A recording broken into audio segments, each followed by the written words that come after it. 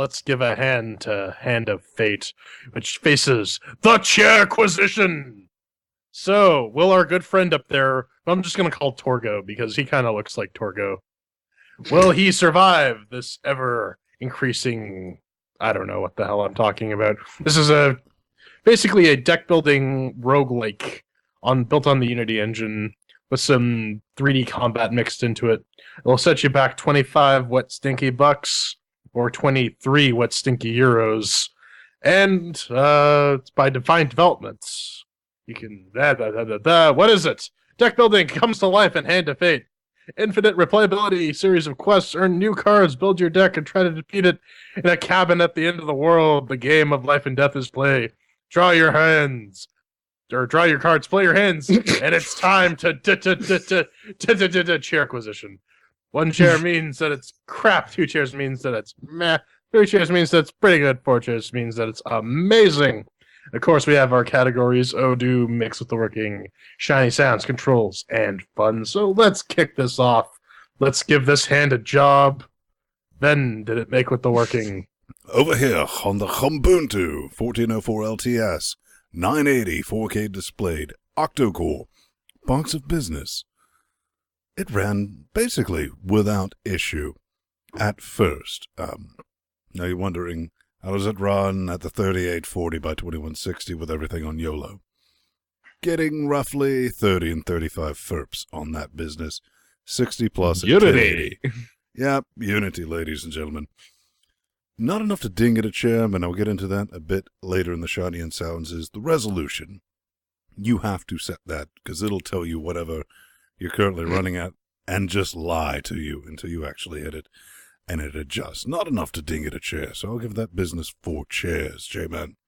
Yeah, no issue on my now Fedora 21 powered AMD 1090T NVIDIA 670 Superclock box. Runs at about 40 to 58 frames a second.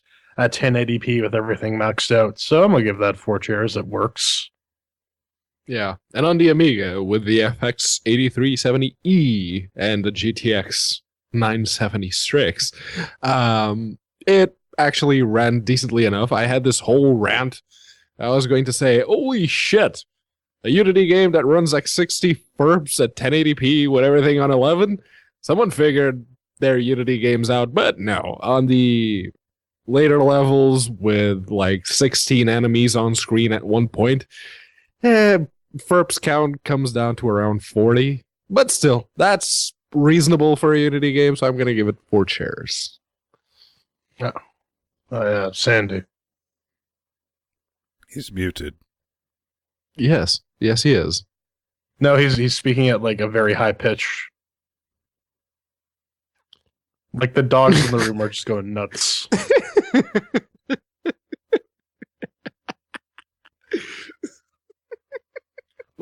Let's play the dub game. What is Sandy actually saying? Okay, like for some reason, Pulse Audio decided to switch my mic off. Welcome to Linux, Sandy. For some reason. On my Ubuntu 1404 64-bit octa-core 8350 with a 6670 or 6770 HD, it was running fine.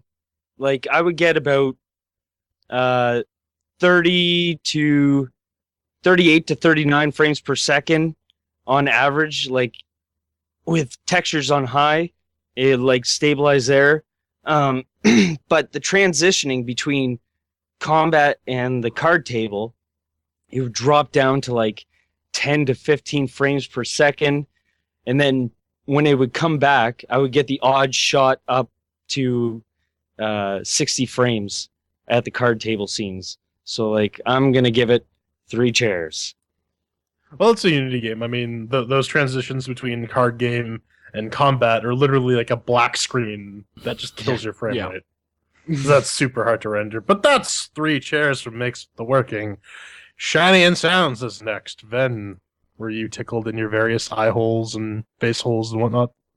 At first, absolutely not. This is where we get to our resolution. first 2 or 3 days I'm playing this, and thanks for the lot. They sent us early access keys billions of years ago in the future's past. Yep. And it's finally out. Then Pedro had this thing where he's like, guys, it's out of early access and we should... Then immediately followed, should have checked the show notes. I was like, yes, you should. Yep. All right. I'm playing it at 4K, looking at it, and it looks like jarred ass, which is, if you ever seen the guy sit on the... It's nasty. And this is horrible. Why were you just stretching, 1080p and all that? But I'm reading about it, and it's like, oh, by the way, make sure you change your resolution, not from what it says, but to something lower, then change it back, or it just doesn't fucking work. Finally got all that business sorted, looking a bit better, all right.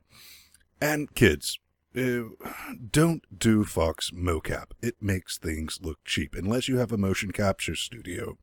To do that slow motion, kill, I don't care, or a really talented animation rigger. Don't. This didn't have either of those. And, alright, the brawler areas, they look fair enough. And the card, the dude with the hands, the cards and all that, that's brilliant. Love it. Looks nice. And, well, when it comes to the sounds, yeah, they're there. Whack, whack, whack. I almost wanted to give it an extra chair, but I'm not. But you are able to get rid of the dealer's audio. And I hear people saying, well, I love the random interjection of voiceover that really doesn't add anything to anything. Maybe the atmosphere. So for shiny and sounds, I'm going to give this 2 chairs. Yeah, it is certainly a Unity game. The graphics seem a little dated, and the faces are just, you get up close and it's like, I don't know, Mickey Rooney from any recent movie.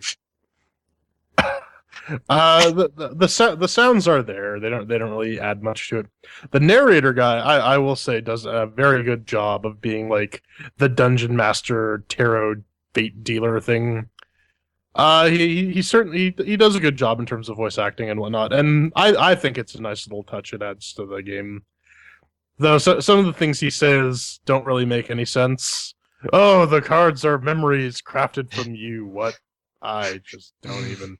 Yeah, definitely the writing could use some work. And I mean, like everything just looks kind of average for a 3D game, especially in 2015. So I just got to give it 2 chairs. Average score for an average game. My basic opinion with this one is damn good audio-visual presentation. Now, to qualify that, I have to say that, yes, the graphics have all the markings of a Unity game, including the random shadow flickering that happens if you disable depth of field, which I have to because astigmatism. Yeah.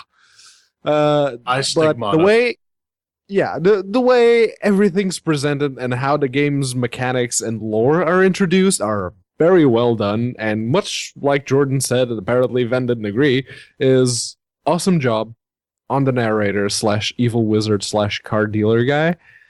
At least audio-wise. They did a good job covering his face so that they wouldn't fuck up the lip syncing. So for me, I'm going to give it 3 chairs.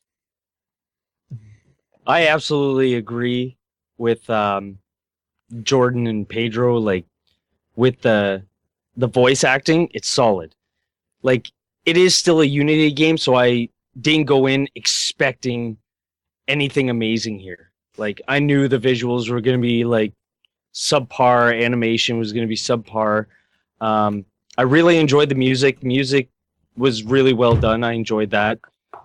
But you have to if you're using Unity, really. And I like the cinematics for how the boss fights were set up, how it would like specifically pan the camera from where your character was over to the boss, so that way, like, even if you did have a larger level, you knew where to go to find the guy, even though the boss is huge, but whatever. But so I'm gonna give it 3 chairs. 3. All right, so that averages out to 2 chairs for shiny and sounds. Control is next. Then, did you feel like you were shuffling cards, or was this all fluid butter sauce? I'm going to say this to you, Brad, and you better listen to me very carefully. I refuse. Hard as you fucking can.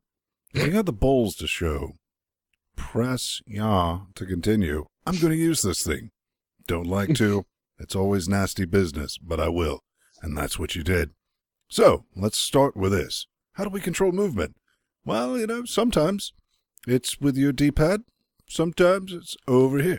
Who knows? So good. Move. And I'm just talking about moving the card.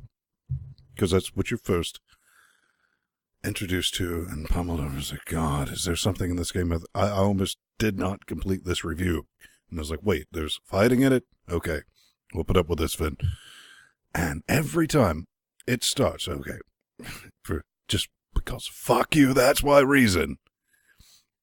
You get 1 second, almost 2 seconds before you can actually, because it's like, yes, you can hit A and That's jump to the car next dealer card. speaking, Fen. Right.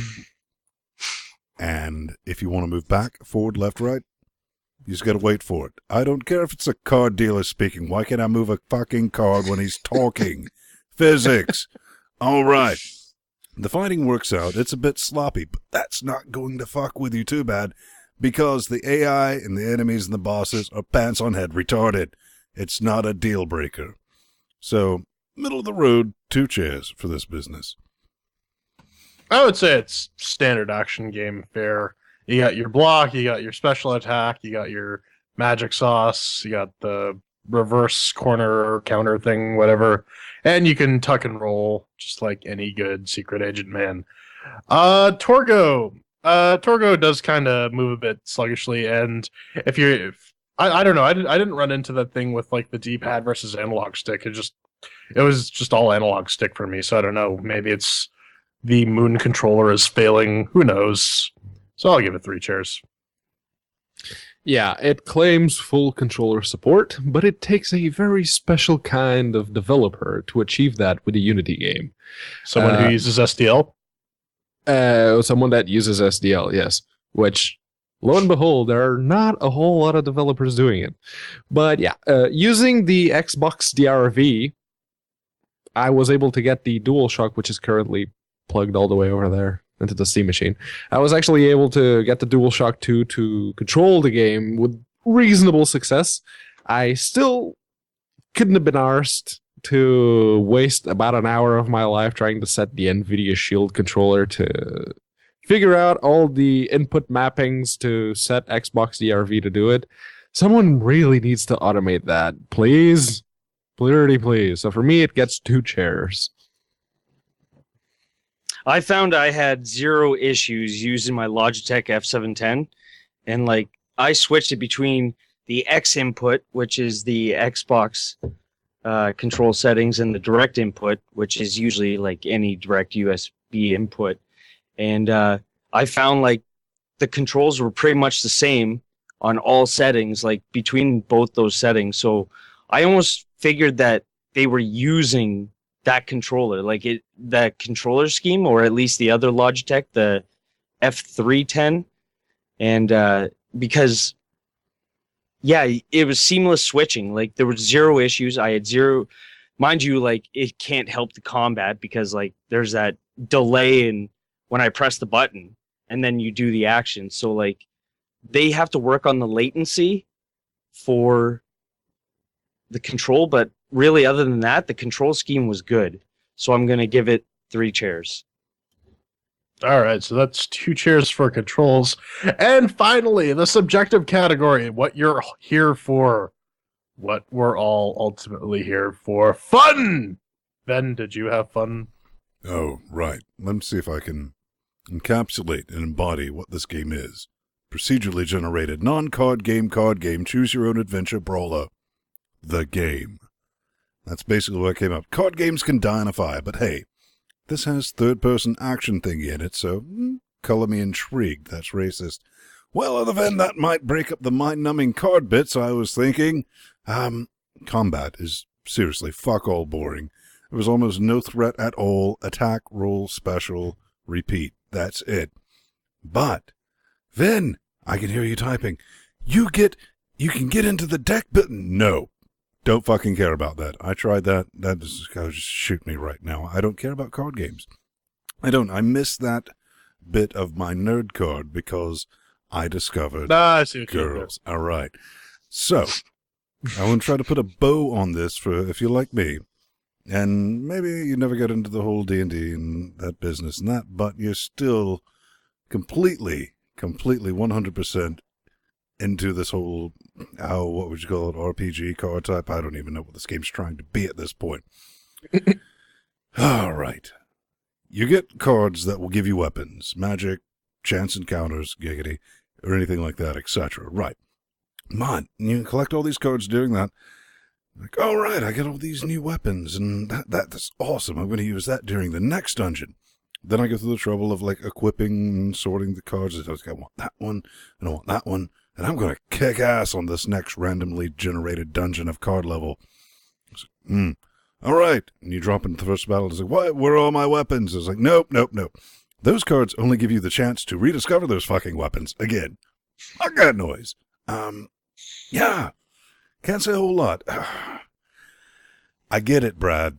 I absolutely get it. But if you're like me, this was just, I'll try it, but the card things, I mean, sitting there with that and balance it, as soon as it turns into inventory management, gone. So for fun, it's not busted, and I'm not going to use a word like it kept me entertained for a solid on, but it didn't cause me to kill myself. So, J-Man. So, the type of game you're looking for, Ben, is called a deck building game. If you ever played something like Dominion or Netrunner, basically what you do is you complete tasks which give you cards which you feed back into your deck, which you have a chance of drawing, at which point you get the new crazy stuff. But that's really, I would say maybe that's a quarter of the game as a whole. The rest of the game is combats. And it sort of the game's fun value hinges on whether you find this combat engaging or not. And it's not. It really isn't. It's boring. Strike, strike, dodge, strike, strike, dodge. If you see the little green icon over someone's head, you counter it. If you see the red icon over someone's head, get out of the way. And Dodge. That's basically it. You do this again and again and again and again. I mean, the map element sort of reminds me of FTL because you got to manage food and health and whatnot. And I do really like the deck building aspect and the ability to sort of influence what sort of feeds into the procedurally generated content is a feature I'd like to see in more of these random games. But, just because of the monotony of the combat, I can really only play this game for about 15-20 minutes at a time, at which point I get so bored. I put the game down, go back, come back the next day. I gotta play some more of this. Hey, this is fun. 15 minutes later, I'm done. So I mean, like each of the dungeons is digestible. You can finish them in about 15-20 minutes, which I guess is like the strength of the game because you can sort of pick up and play it. But ultimately, the main feature, the main thing, reason why you play this game, isn't that all that great. And so I have to give it 2 cheers for that. Yeah, saying combat takes inspiration from the latest Batman games it's a pretty damn big understatement. Unfortunately, the aforementioned Batman games have a metric fuck ton of money going into mocap, and the fine, lovely people at Defiant Development do not. In order to maintain some fluidity with the animations, they had to make sort of a compromise by limiting your character's ability to turn on the spot, which, let's say you're going up to 10 or so enemies, you kind of need to be able to turn on the spot, and your character does not fucking do it. And it really does make combat an exercise in guessing where, in the middle of the clusterfuck, is your character going to swing the sword or the axe or whatever, or dodge when you push said key. It manages to be even slightly worse than The Witcher 2's dodge mechanic. Yeah. That aside, and as Jordan mentioned, the deck building mechanic is the strongest of points in this game. It makes the game only semi-procedurally generated, since it's always going to be generated based on the cards that you picked before you go into the dungeon. And in my opinion, it is something that more roguelite type games need. It really introduces that little bit of extra spice into the gameplay that I really enjoy. But yes, combat is definitely the weakest part of the game. Thankfully, like Ven mentioned earlier, it ends quickly. It's not that challenging. And yeah, like I said, it ends quickly, and like this whole rant of mine. So for me, for the fun, I really, really, really enjoyed this game. I was surprised. It kind of came out of the blue. 4 chairs. And as Jake and the Fat Man before me just already established, the combat is weak overall. Like, cannot stress that enough, so I'm not going to stick on that. I would like to see this game in the future go on a different engine rather than Unity. So I'd like to see it on maybe, say, something UE4. And also more loot, as in like more better items. Like the game has some pretty good rare items that you can get. But again, it works based off of the card system. Once you do the card mechanics, you figure out the card mechanics and what you need, you can pretty much figure out, like, I want this so I can get more coins. And when you get more coins from each event, you will get more cards. And they're lying there, you can have a better chance of getting better cards. So overall total, I had some fun. So I'm going to give it 3 chairs. All right, and that averages out to 2 chairs for fun and 2 chairs for total. So Magumbo isn't here. I can't rag on him for Retro Booster, but I can say that this was fairly close to being a 3-chair game, in my opinion. It's just combat, blue chunks, and that dragged it down. Close, but no cigar. And if you're like me, you're not really into this deck building card thing, and you do see it on sale or whatever, and you see the fighting mechanics, that they're super short. And if that's what you're looking for, stay away. And everyone's, even Sandy was like, well, new cards, that's called DLC, son. And that shit's coming. Booster packs heading to you. Yes, it is. They are actually coming up with DLC to sort of expand the dungeon and the type of cards that you can get. But yeah, for me, it's not often that I get to gush about a Unity game. But this little fucker really came out of the blue. I played it during early access, and I really didn't think much of it.